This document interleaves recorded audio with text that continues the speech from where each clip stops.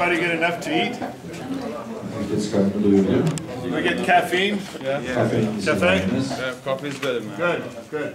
We're going to talk about just a few things relating to older heifers that I want to make.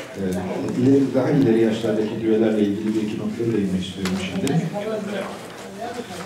And I think some of them I go back to racing games, and I show from 1.2 to 2 pounds, which would be somewhere about 600 grams to about a kilo a day, depending upon the breed. Irka bağlı olarak günde 600 gram ila 1 kilo arasında bir miktarlık kazancını hedefliyoruz. And I want to breed them at the desired age, about 12 to 15 months.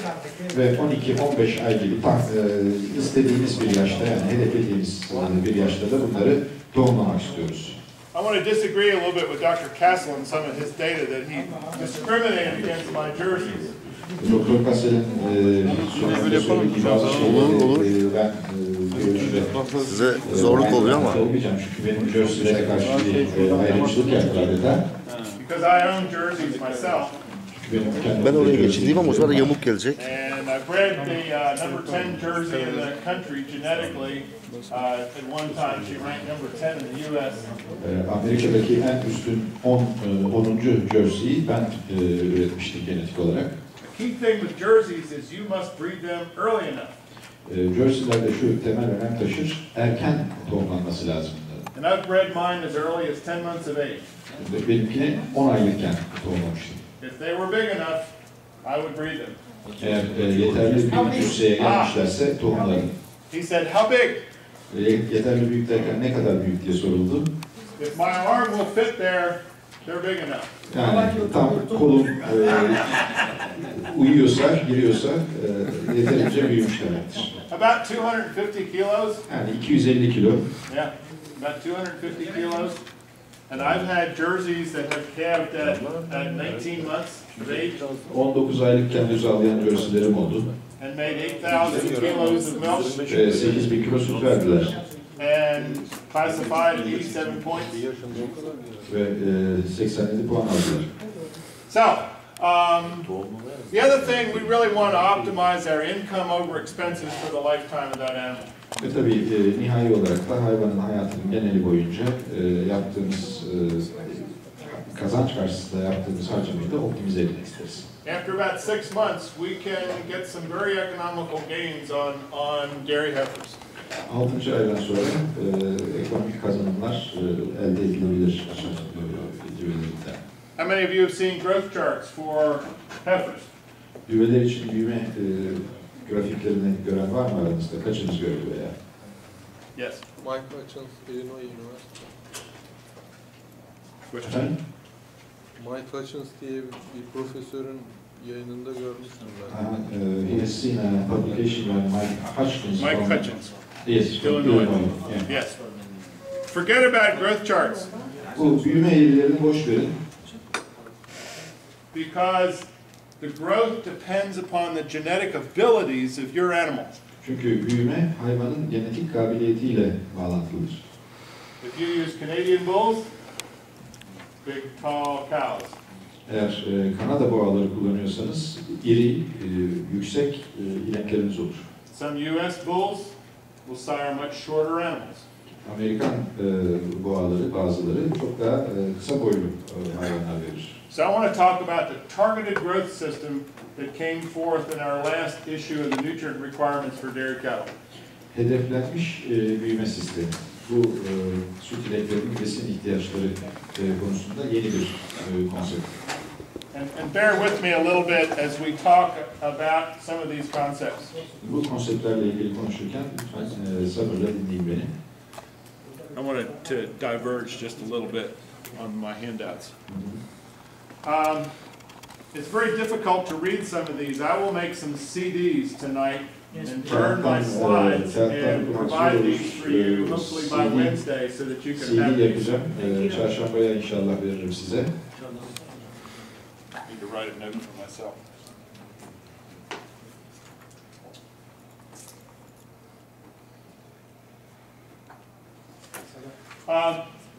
Heifers should achieve targeted percentage of mature body weight at certain developmental milestones. Gelişmelerinin belirli bazı kilometre taşı noktalarında düvelerin hedef olgun vücut ağırlığını, daha doğrusu olgun vücut ağırlığını hedeflenen bazı yüzdelerini tutturmaları gerekir. How many of you have big cows? Kaçınızın büyük inekleri var? Big cows. Büyük.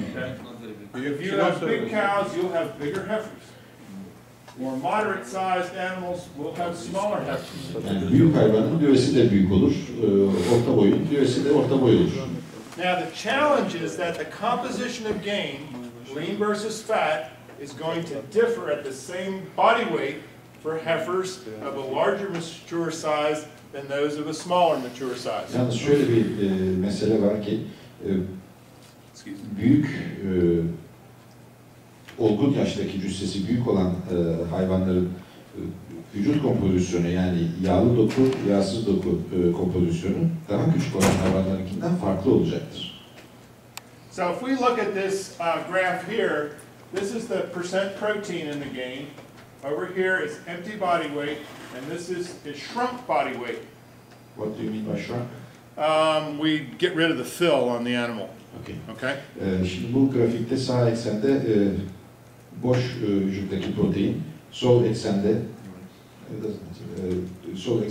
vücut ağırlık kazancının içindeki protein yüzdesi, yatay eksende de içi temizlenmiş haldeki hayvanın vücut ağırlığını görüyoruz. As that animal gets larger, the kilograms of body protein increase, but at a slower rate. Hayvan büyüdükçe vücudundaki protein kilo olarak artıyor, fakat bu artış daha yavaş bir artış şeklinde gerçekleşiyor. And as the animal gets larger, the percent protein in the gain declines. Ve hayvan yine irileştikçe bu kazancın içindeki protein yüzdesi azalıyor. I'm going to pick on my friend here again. Yine bu arkadaştan örnek vereceğim. If he gains weight, there won't be very much protein. Şimdi bu arkadaş kilo alırsa bu kilo pek öyle protein şeklinde olmayacaktır. And we know what it will be. Ne olacağını biz çok iyi biliyoruz. Fat. Yes, okay. And if we look at this in terms of body fat, Vücut yağı olarak bakalım.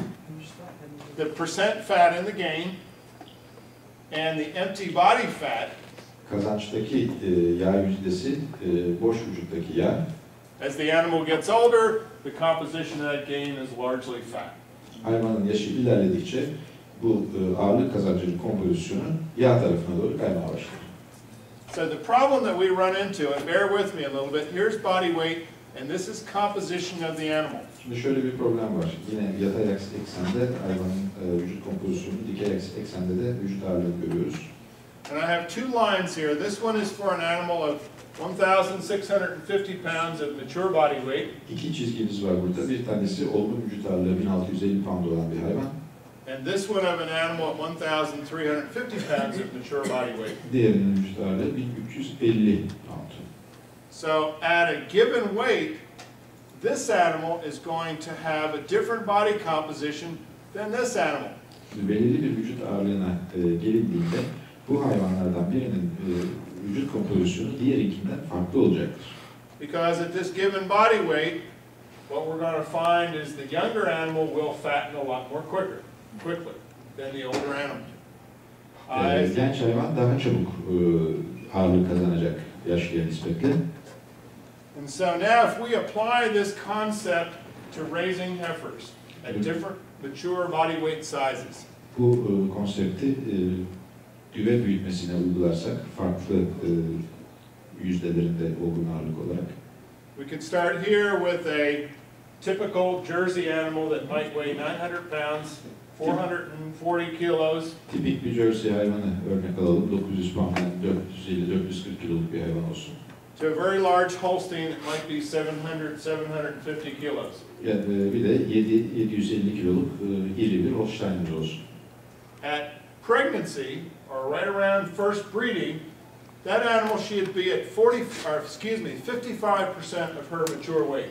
Gebelikte, daha doğrusu bunun gebe kaldığında ya da ilk işte tohumlandığında bu hayvanın vücut ağırlığı olgun yaştaki ağırlığının %55'i kadardır.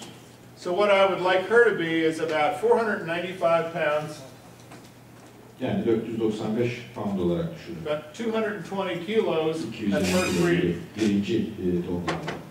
Whereas that larger animal should weigh 968 pounds or 450, 470 kilos at first breeding. Ama o büyük hayvanın işte 450-470 kilo civarında olması lazımdır ilk doğumlamada. And as we go down after her first calving, she should be 85% of mature weight. İlk buzağlamasından sonra olgun ağırlığın %85'ine varır.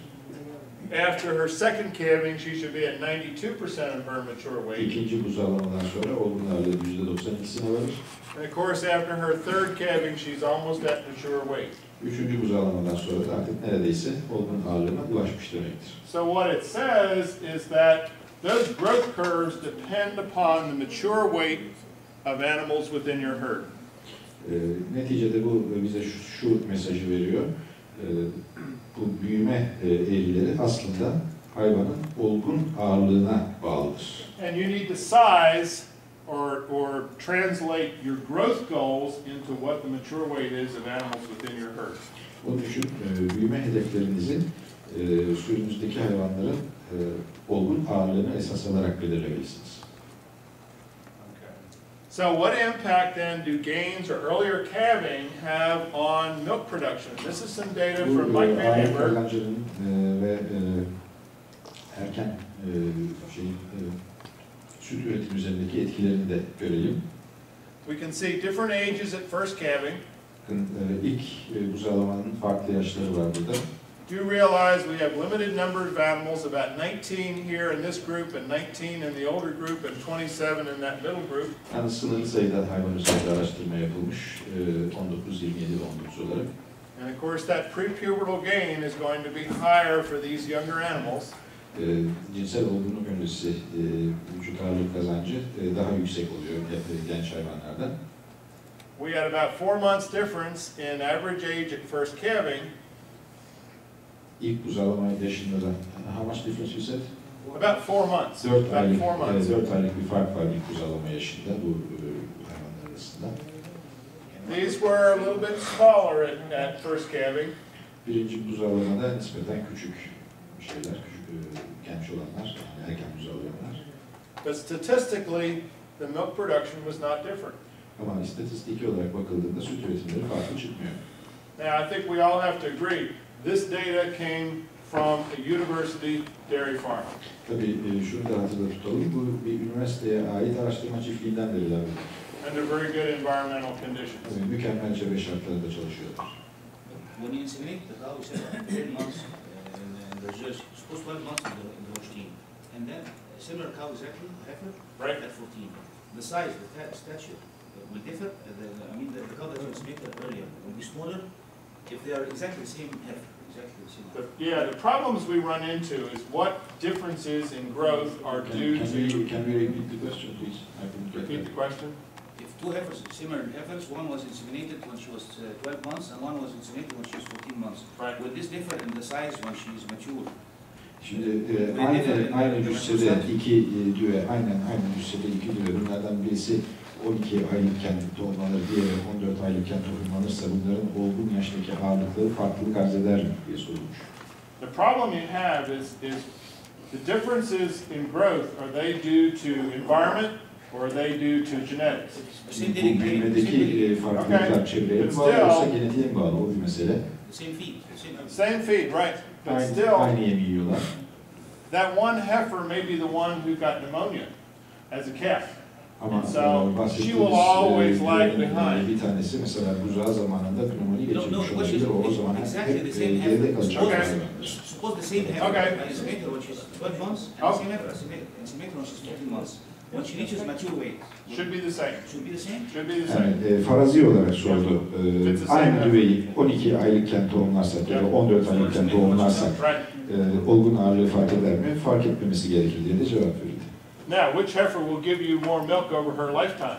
Peki hangi düve size hayatı boyunca en fazla süt Early verecek? calving heifer. Erken buzağlayan hayvan verecektir.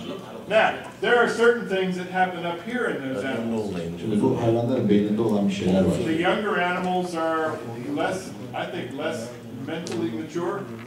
genç hayvanların diyelim ki akli olgunlukları o kadar yerinde değil. Particularly if we have a heifer that's freshening at 19 or 20 months, a Holstein at 19 or 20 months versus 24.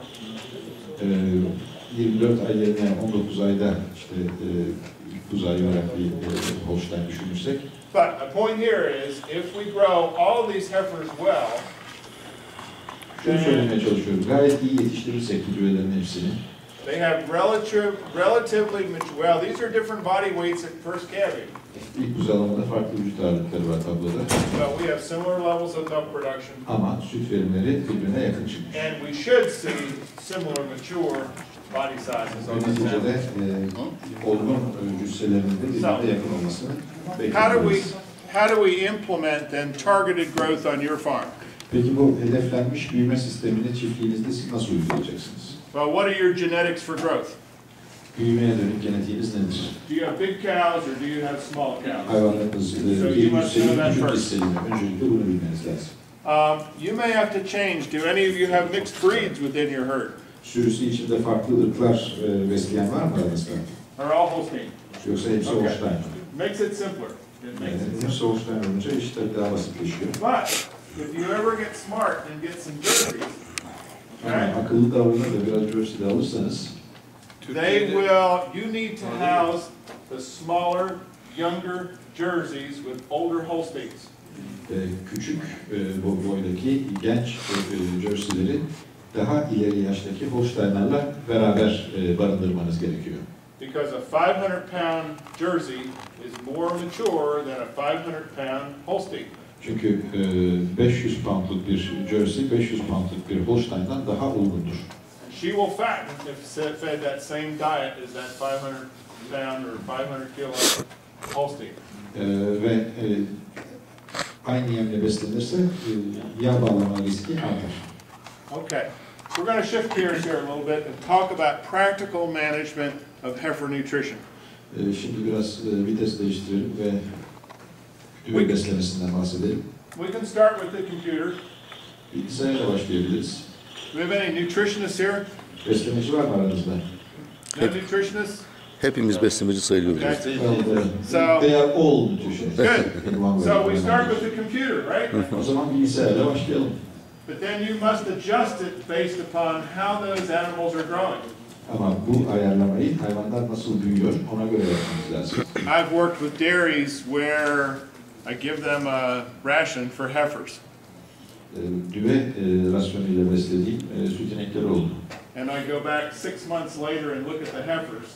6 ay sonra gidip o düvelere bakıyorum. And they're fat pigs. Bir bakmışım bunlar iri adeta domuz gibi şişmişler. And I say, why didn't you tell me how big they were? Yani bunların ne kadar büyük olduğunu niye bana söylemediniz diye soruyorum. They said, well, that's the ration that you gave me. Yani işte o rasyonu verdin, onu yedirdik diyorlar. This summer I visited with our farm manager and we had some bred heifers out on pasture. Bu yaz bir ziyaret yapmıştık. Bunlardan beslenen bir işletmeye.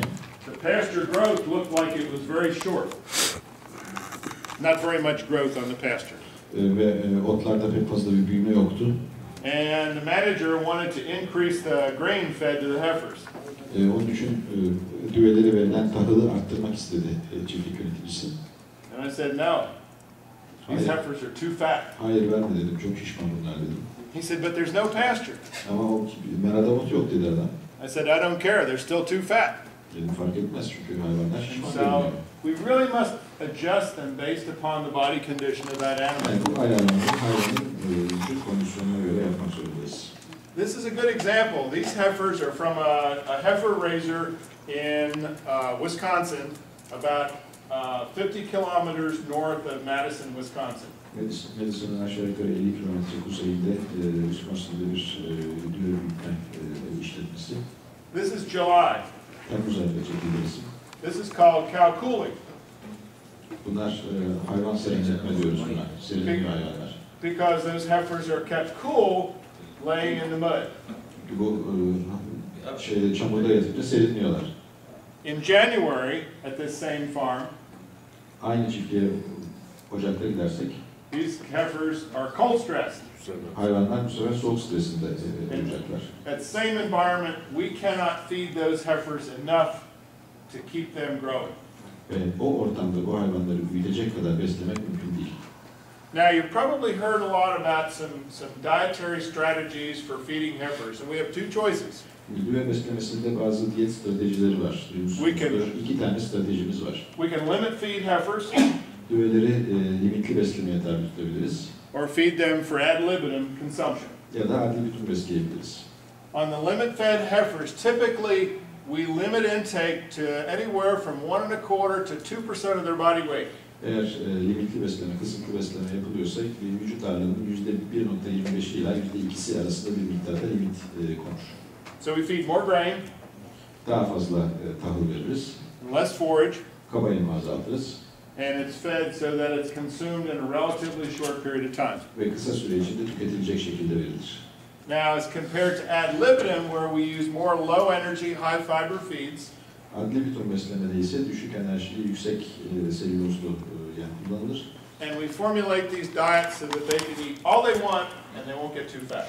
Ve bu diyetler öyle formüllenir ki istedikleri kadar yemesinler fakat yağlanmasınlar. Well, it depends on our situation. So in limit, Birincisi mi iyi, ikincisi mi iyi, bu tamamen kendi durumumuza bağlı bir şey. so on the limit fed, as I said, they're getting less dry matter. We feed higher quality forages and ingredients. Sınırlı beslemede daha az kuru madde aldıkları için bunlara daha yüksek kaliteli kaba yemler ve yem ham maddeleri verilmelidir. Our ingredient cost is higher per pound. Birim bazında bakıldığında ham madde maliyetleri yükselir. Now in the U.S., here is our major concern. They're going to excrete less manure and they should waste less minerals and nitrogen. Ama bu Amerika'da gerçekten önemli bir konu. Bu şekilde beslenen hayvanlar daha az gübre üretirler ve daha az atık, mineral ve azot ortaya çıkarırlar. Because they'll recycle that nitrogen and they'll be more efficient at utilizing minerals such as phosphorus. Çünkü azotu çevreme tabi tutarlar ve fosfor kullanımında daha verimli şekilde So yaparlar. less manure is better for you, or? Well, I'm not worried. I'm worried about the quantity of manure that's produced. Okay, so we have less to dispose of, and I have less nitrogen that's in that manure, and hopefully less phosphorus that's in that manure. But this Benim manure burada is safe for enterese eden money. üretilen Now, if you want lots of manure, then don't do this. Okay. miktarıdır. Daha az gübre üretilsin ve bu gübrenin içinde daha az azot ve daha az fosfor olsun. The problem with limit feeding is you must have lots of bunk space. Yani sınırlı beslemenin şöyle bir problemi var ki yemlik alanının çok olması gerekiyor. Because every heifer has to be able to get to that bunk at one time. Çünkü her düvenin istediği zaman bu yemliğe ulaşma şansı olmalı. The other problem is that there are some behavioral issues. Bir de bazı davranış problemleri olabiliyor. They will chew. They want to chew on something.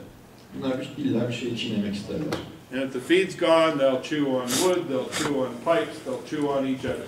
Ve yem biterse, ne gelirse çiğner. Tahta bulsa tahtayı, boruları ya da birbirini çiğner. Now here's some data from the University of Wisconsin, from Pat Hoffman. Wisconsin Üniversitesi'nden bir araştırma. They fed a controlled diet. They fed one that was restricted to 90% of the intake of the control, or 80% of the intake of the control. Bir kontrol grubu oluşturmuşlar. Bu kontrol grubunun %90'ı kadar sınırlı yem alan bir diğer deneme grubu var. Bir de %80'i kadar sınırlı yem alan deneme grubu var. Control was added. The control was added. Right. Kontrol grubu adli bitim grubu. It's important to notice that they were formulated to provide the same amount of net energy. Bütün diyetler aynı net enerjiyi verecek şekilde formüle edilmiş. But you can see that these diets were 63% forage versus 94% for the controls. Ama kaba yem bakın %80 sınırlamada %63 iken kontrolde %94. Dry matter intake was 18 pounds here and 21 here. Kuru madde alımı kontrol grubunda 21 pound, %80 grubunda 13 pound, ama 18 pound. The initial body weights were similar, as were the final body weights. Başlangıç vücut ağırlıkları ve bitirme vücut ağırlıkları aynı. But if we look at feed efficiency, okay, and that is the amount of dry matter per unit of gain, Yemden actually yararlanma verimliliğine baktığımızda ki bu da kazancın birimi başına alınan kuru maddeler oluyor. these heifers were most efficient. En verimli olan düveler %90 sınırlı grupta yer alan düveler. These heifers excreted less manure. 80 sınırlı grupta olanlar daha az gübre üretmişler, dışkılamışlar başka ifadeyle. One of the exciting things is that these heifers also produced numerically slightly more milk during that first lactation. Enteresan, birinci laktasyonda nümerik de olsa, sayısal da olsa daha fazla süt vermiş %80 sınırlı gruptaki hayvanlar. What was the crude protein in this diet? The crude protein? This was probably running about 12.5%, I want to say. And I would imagine Galiba %12,5 civarında. that this would be about 14 to 15%. And that's, I can't say for sure, but I would fairly confident. Kontrol grubu için söylüyoruz. %14-15-90 sınırlı grupta olabilir ama emin değilim, bakmam lazım. Now, they've done some work at Penn State on this also, Aynı konuda Penn State'te de araştırmalar yapılmış. but they've restricted intake even more. Ama yem alımını bunlar daha da fazla kısıtlamışlar. Their control diets were 75% forage Kontrol diyeti %75 kaba yem. versus their limit fed animals were 25% forage. Kısıtlı beslenenlerde %25 kaba yem var. Their average daily gains were very similar. Ortalama günlük ağırlık kazançları birbirine yakın, aynı. Their wither heights were similar.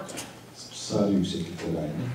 In fact, they had no differences, significant differences for average daily gain, for reproduction, or for production during that first lactation. Now, numerically, this was different, but it was not statistically significant. A lot of variation. Birinci buzağlama yaşı, buzağlamanın akabindeki vücut ağırlığı ve süt veriminde de, birinci laktasyondaki süt veriminde de fark görülmemiş. Gerçi sayısal bir fark var. Daha fazla süt vermiş gibi görünüyor kısıtlı beslenen grup ama istatistiki belirginlik arz etmiyor. If we look at these diets from the Penn State, grass silage, corn silage, and we can see the reductions that we had on the limit-fed animals. Penn State'deki uygulanan diyetin unsurları, ot silajı var, mısır silajı var ve konsantredeki miktarları da sağda görüyorsunuz. They had more cracked corn. Kırık mısır daha fazla verilmiş yüksek konsantrelikten. They used cottonseed hulls as a source of additional fiber. Kauçuk kullanılmış, ilave etmiş selüloz kaynağı olarak. And there's the protein levels on their diets. Ve protein seviyeleri de bakın altta görünüyor. Now, the trouble is, and I have not shown it here, is that this diet costs more per heifer per day than this one over here. Burada değer olarak göstermedim ama hayvan başına günde maliyeti daha yüksek konsantre besin diyetin. Whether this is cost effective depends upon the given cost for supplemental energy. Bunun maliyet verimliliğine sahip olup olmadığını kullanacağınız takviye enerjinin maliyeti itibariyle kararlaştıracaksınız. So the advantages of limit feeding are slightly higher nutrient efficiency. Demek ki kısıtlı beslemenin avantajları biraz daha yüksek bir besin verimliliği. There could possibly be something with mammary development. Meme gelişimiyle ilgili olabilir. The downside is we must have different facilities. Ama dezavantajı da şu, farklı tesislere ihtiyaç duyuyoruz. With more feed bump space. Daha fazla yemlik alanına ihtiyaç duyuluyor. With facilities that are built with metal rather than wood. Tahtadan ziyade metalden yapılmış tesisler gerekiyor. Because they chew, they're bored. Çünkü sinir üretiminde hayvanlar tahtayı dişlerler. And costs really depend upon the given situation. Maliyette o anki geçerli piyasa koşullarına göre değişiyor. Now, with the opposite situation, we're going to feed heifers and put enough fiber in there so that they will get full before they overconsume energy. Diğer strateji adli bütün beslemede enerji tüketmeye başlamadan evvel doygun hissetmeleri, doyum hissetmeleri için bol miktarda selüloz verilmesi öngörülür. We're going to use some lower energy, higher fiber feeds. Daha düşük enerjili, daha yüksek selüloz ürünler kullanılır. Do you have cotton burrs in Egypt? Cotton. Cotton burrs, the outside, after you take the seed and the outside from the bowl away from the cotton. Kapçık kullanılıyor mu Mısır'da diye sordu. We call them cotton burrs. Pamuk. Cotton gin trash. Cotton seed cake. Çiftçiden çıkan atık yani. Well, I'll show you some pictures of the burrs. But anyway, low cost byproduct ingredients from food processing. Right. Düşük maliyetli yan ürün ham maddeler kullanılabilir gıda sanayinden gelen. If we formulate these, there's lower risk for overfattening. Doğru formülasyon yapılırsa aşırı yağlanma riski azalır. Do we get better rumen development because there's more fill? Daha fazla dolum olduğu için belki rumen gelişimi daha iyi olur. And feed is always available for the less dominant animals. Ve sürü içinde fazla baskın olmayan hayvanlar da her zaman yeme ulaşabilirler. This is a relatively typical ad libitum diet with lots of forage and low-cost byproducts. Bol miktarda kabayem ve ucuz yan ürün ham maddeleri içeren tipik bir ad libitum diyeti veriyorum burada. They're feeding some grass clover silage from wrapped ground bales. Yuvarlak balyalar halinde ot da yonca şeyi. Balyaları. They make a blend of stale bread, Bayat ekmek, fryer waste from making fried food at a human processing plant. Kızartma gıdalar yapan, insan gıdaları yapan tesislerin yan ürünleri olabilir. And this is chicken litter.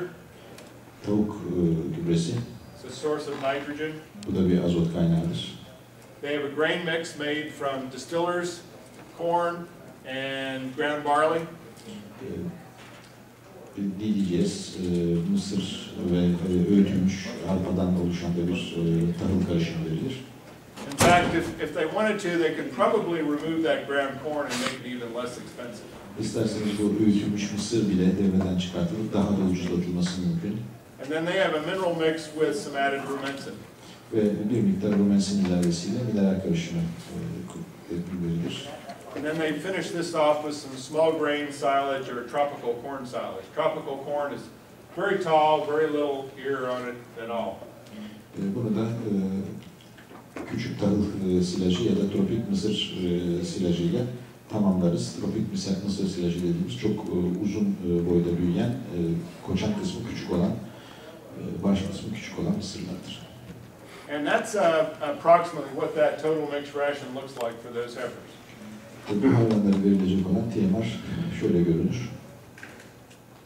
But broilers later wouldn't you be afraid of Salmonella? disease, salmonella? Kabuklu gübresi kullanılıyorsa hastalıktan mesela salmonella'dan endişe edilmez mi diye soruldu. Yeah, the question was about the poultry litter. Just We let it heat.